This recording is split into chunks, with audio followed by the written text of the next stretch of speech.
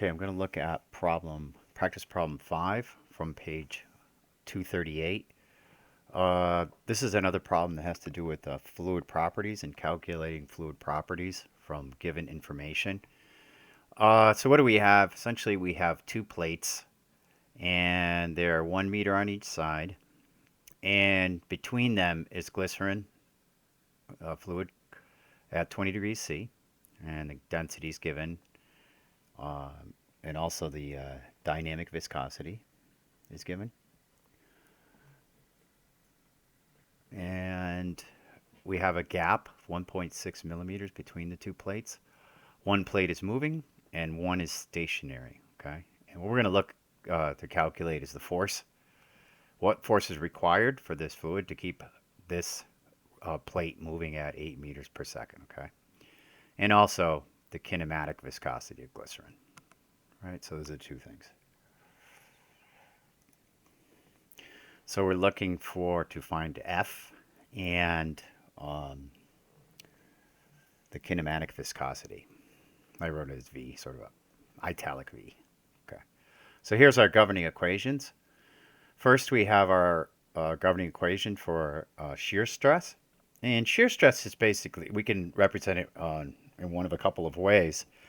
And we can get it from, shear stress is just defined by the force over the cross-sectional area, okay? How much force per unit area, all right? And the other way we can look at it is with our dynamic viscosity times, essentially this is the derivative du with respect to dy. And in our case, so this could be a more complicated function, at least the velocity function. In our case, what we do is we have a so-called linear gradient. So we can represent it with delta u over delta y. So in this case, the v is used for viscosity, or dynamic viscosity in this case. And the u is what our velocity. This is our velocity, okay? All right, so this is our velocity. This represents essentially our velocity gradient, right? And also, so the second part of this, or the second equation, is to come up with our kinematic viscosity. And here's the equation for that. Dynamic viscosity over the density. Right. So we're given some information for this problem. Density, glycerin at 20 degrees. Dynamic viscosity, 1.48 Pascal seconds. Velocity of plate 1 is 8 meters per second. And velocity of plate 2, this is the stationary one. We're also given the area, right? We're given it's a 1 meter by 1 meter plate, so 1 times 1 gives us the 1 meter squared for our plate, and then the distance. And of course, it's 1.6 millimeters, so I'll convert this over to meters and put it in scientific notation. Okay. So first thing we're going to do is we're going to use equation 1. All right, so this is the shear stress equation. Essentially, instead of doing it as tau, we're doing it as F over A on the left-hand side. And then we're using it, we're just going to bring the area over to the right-hand side of the equation. And then we're going to do the calculation. Now, what we have here is, over the fraction is the plate 1 minus plate 2 for the velocities, okay? Well, this is 0, so this is just going to be 8. 8 divided by the distance, 8 meters per second divided by the distance, which is, 1.6 times 10 to the minus 3. So just substituting each of these terms, we can come up with a value for the force, right?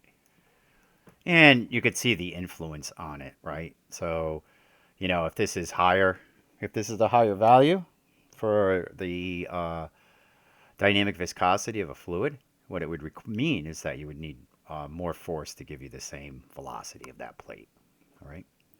And so the force comes out to be 7,400 newtons. To keep it at 7,400 newtons constant force to keep the plate moving at 8 meters per second, the upper plate, or plate 1 as defined in this problem. And for the second part of this problem, to come up with the kinematic viscosity, it's just a matter of dividing the dynamic viscosity over over the density. Okay. just solving for that. And you come up with 1.175 times 10 to the minus 3 meters per second squared. The only thing I went through here, and I showed you how you come up with meters per second squared. So you have Pascal seconds over kilograms per meters cubed. Okay. And so Pascal is just a Newton per meter squared. And then I can cancel out the meters squared here. So I canceled out the meter squared, and you're left with just meters here because it was meters cubed. And then I canceled out meter squared here. Okay. In the term that's in the numerator. All right. So then I took newtons and I replaced it with kilogram meters per second squared. Okay, so these are the units for